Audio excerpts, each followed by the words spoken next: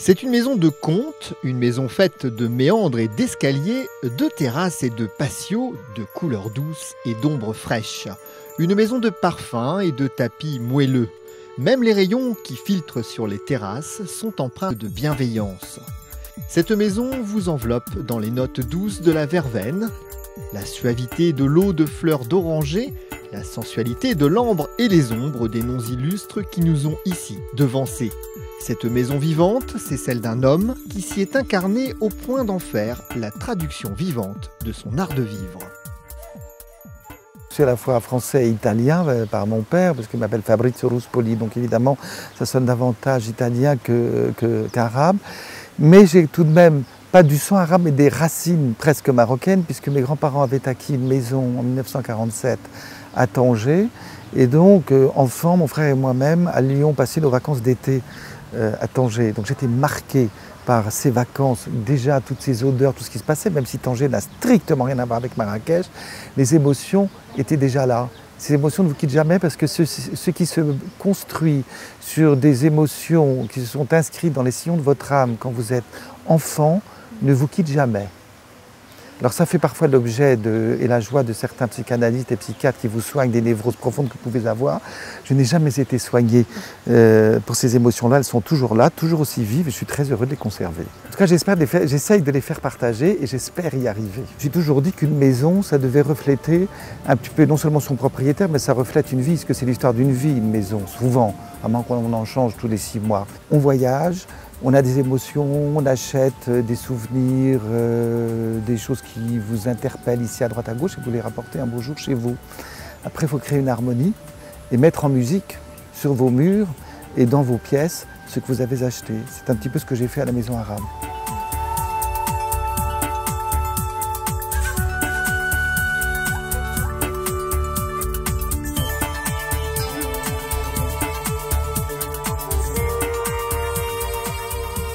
Articulée autour de 2 patios, l'architecture de la maison tient au hasard des ajouts successifs des riades qui ont rejoint depuis 20 ans la maison d'origine. Cette maison dont il est fier, Fabrizio Ruspoli, la doit un peu au hasard, celle d'une rencontre.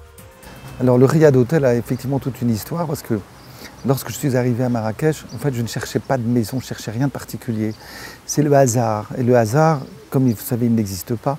Donc je me suis retrouvé dans la rue de la Maison Arabe et j'avais entendu parler de ce restaurant si célèbre des années 40 qui avait fermé, qui était en vente. Et donc j'ai pu rencontrer la dame qui était propriétaire des lieux et nous avons fait un pacte, non pas avec le démon, mais avec l'aventure. Et l'aventure, c'était de transformer ce restaurant en quelque chose d'autre. Donc l'idée m'est venue de créer un hôtel qui serait comme une maison et de pouvoir offrir aux visiteurs de Marrakech une autre expérience que l'expérience hôtelière dite traditionnelle ou classique. C'est l'idée d'être accueilli dans une maison privée. Ça, c'est l'origine de la Maison Arabe, après qu'elle ait été restaurant et fermée. La première maison qui a ouvert ses portes comme, entre guillemets, maison d'hôte, c'était la Maison Arabe. Comme elle a été le premier restaurant de cuisine marocaine ouvert en 1946 dans la Médina, le concept de Riad Hotel, là aussi nous avons été les premiers à le créer. Alors l'idée, c'est un peu de l'idée du labyrinthe. Alors il faut un fil d'Ariane dans ce labyrinthe et ce fil d'Ariane, c'est vous-même qui devez le créer, c'est-à-dire prendre vos repères. Avec ses 26 chambres, dont 14 suites, la maison est un havre de paix où l'on peut laisser glisser le temps. L'harmonie, c'est vraiment ça, c'est-à-dire c'est l'alliance de la fantaisie et du charme, avec quand même la rigueur d'une certaine forme d'intelligence et de culture. Et le cœur et l'âme ont une grande importance. Nous vivons une époque où il n'y a plus d'espace pour le charme. Alors la Maison Arabe, c'est évidemment tout le contraire. On ne sait jamais ce qu'on va trouver derrière une porte, derrière un couloir, dans un virage, quelle décoration on va trouver ici, parce qu'il y a plusieurs parties. Donc il y a eu des périodes successives d'agrandissement de la Maison Arabe. Mais l'idée première avec toutes ces maisons, c'est que jamais l'œil ne devienne saturé ou ennuyé, parce qu'il se retrouve toujours entre les 4 mêmes murs. Donc des tas de lieux différents, des coins, parce qu'on est dans un pays aussi, lorsqu'on a un petit peu l'œil ouvert.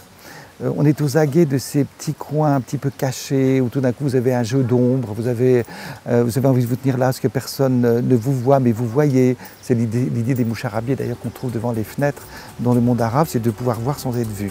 Alors la maison arabe, c'est une succession de pièces différentes, de différentes tailles, de différents volumes, des salons, des endroits où on a envie de se tenir qui sont toujours un petit peu différents les uns des autres. Ça c'est un des secrets de la maison arabe. À l'abri de la frénésie de la Médina, la maison arabe offre également un jardin extraordinaire à quelques pas des remparts.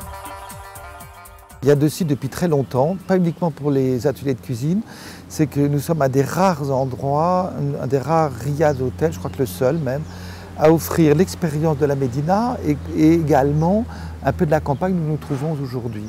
Donc, à l'hôtel La Maison Arabe, nous avons un atelier de cuisine bien entendu et nous avons ouvert ici où il y a un jardin, un potager aussi, une autre école de cuisine. Alors ça c'est la deuxième école, pour dire c'est la troisième parce que nous en avions une qui n'existe plus maintenant. Nous avons amélioré le lieu, c'était donc ici, dans ce jardin, alors donc tout proche du jardin potager et il y a un contact plus direct avec la nature. La maison arabe est indéniablement placée sous le signe des épices et des merveilles de la cuisine du Maroc. C'est un élément capital d'une culture, d'un pays, c'est sa cuisine. C'est un de ses modes d'expression et c'est celui qui s'adresse le plus directement aux visiteurs lorsqu'il met les pieds la première fois dans un pays, au-delà de voir les visages, la manière dont les gens sont habillés, les couleurs, les odeurs et l'architecture, arrive le grand moment fatal et parfois fatidique de l'assiette et qu'est-ce qu'on va trouver dans l'assiette. Et dans l'assiette marocaine, vous allez trouver une symphonie de goûts, d'épices, de couleurs. Et particulièrement parmi tous les pays du Maghreb, le Maroc a certainement la cuisine la plus variée. C'est celle qui a subi le plus grand nombre d'influences. L'influence juive, l'influence européenne, l'influence arabo-andalouse, l'influence subsaharienne également, parce que le Maroc est un très long pays. Si bien que toutes ces influences sont réunies dans ce qu'offre aujourd'hui la variété de la cuisine marocaine. Comme dans toute vraie maison, la cuisine est le cœur battant de la maison arabe. Dès son ouverture en 1998, les hôtes n'hésitent pas à passer une tête dans la cuisine pour tenter de découvrir les secrets de la dada qui règne sur les cuisines. Donc la dada traditionnelle existe toujours, elle a hérité tout son savoir culinaire de manière orale, parce que souvent ce sont des femmes qui ne savent pas forcément écrire ou lire. Elles ont passé leur enfance dans les cuisines et à revoir la gestuelle, je dirais même la gestique culinaire de leur grande sœur, mère, grand-mère, grande-tante, ce que vous voulez. Et dans les grandes maisons, il y a des traditions de dada, des traditions culinaires, c'est que les dadas cèdent à un moment donné leur place qu'elles perdent à la retraite où elles sont âgées ou parfois elles disparaissent tout simplement, elles quittent notre monde et c'est leur fille qui prend la voix. Donc il y a des générations de dada dans les maisons. Donc ça c'est un lien extrêmement fort. On avait donc quelques petites tables qui étaient là et les gens trouvaient ça délicieux. Les hôtes arrivaient, frappaient à la porte de la cuisine qui était minuscule et demandaient à la dada de révéler un petit peu les secrets des recettes. L'idée a vite fait son chemin. Avec ses deux directeurs, Nabila et Toufik, Fabrizio Ruspoli crée la toute première école de cuisine du royaume. Nous avons ouvert nos premiers ateliers en 2000 avec la première école de cuisine. La première école de cuisine du royaume qui n'a jamais ouvert ses portes aux étrangers qui avaient envie de se familiariser.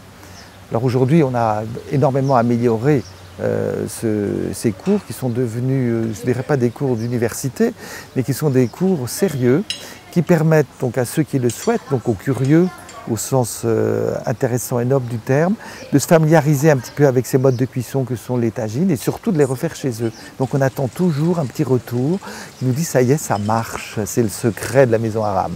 Il y a une véritable expérience autour non seulement de la cuisine, mais de deux choses fondamentales qui sont le pain et l'huile d'olive. Ça, depuis l'Antiquité, trois choses sont fondamentales, le pain, l'huile d'olive et les fromages. Nous ne sommes pas dans un pays de fromage, ici, producteur de fromage. En revanche, le pain et l'huile d'olive, on sait de quoi il s'agit.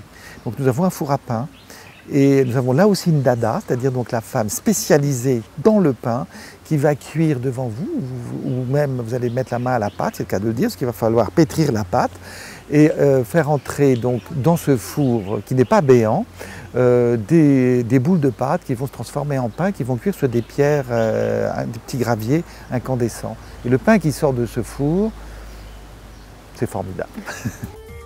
Fabriquer son pain, prendre le temps de partager le thé, les regards et les sourires en disent plus long que les mots sur le bonheur partagé. Dans le merveilleux jardin potager à l'extérieur de la ville, on décrypte la carte subtile des épices et des herbes, menthe, cumin, paprika, curry, coriandre, piment et de l'alchimie des tagines sous l'œil bienveillant de la dada.